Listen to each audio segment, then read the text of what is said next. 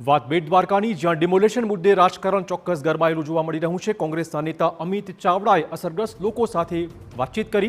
બુલડોઝરની કાર્યવાહી વિશે કોંગ્રેસના સરકાર પર આકરા આક્ષેપો સામે આવ્યા। તંત્રએ લોકોને કોઈ પણ નોટિસ ન આપી હોવાનો આક્ષેપ કોંગ્રેસનો છે। ઇન્ડિયા આવાસ યોજનાના મકાનો પણ તોડી નાખ્યાનો દાવો તેમણે કર્યો હતો। અમિત ચાવડા સાથે કોંગ્રેસના સ્થાનિક નેતાઓ પણ જોડાયા હતા।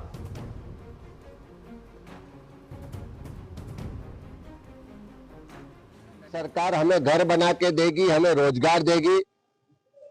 उनको घर रोजगार तो नहीं मिल रहा है, लेकिन सालों की मेहनत पसीने की कमाई से जो उन्होंने घर बनाया है वो घर तोड़ने का काम ये सरकार कर रही है। रोजगार छीनने का काम सरकार कर रही है।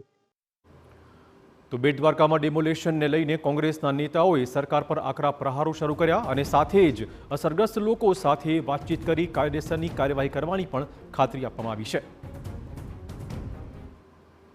मैं अभी जिन महिलाओं को मैं और अमित भाई मिले, उन महिलाओं में उन गरीबों का चेहरा देखकर मुझे एक गुजराती होने के नाते शर्म आती है कि मैं ऐसे गुजरात में रह रहा हूं जहां की सरकार दयाहीन है और लोगों के दुख में और बढ़ोतरी करके लोगों को लूटने का काम कर रही है। અને હવે સમાચાર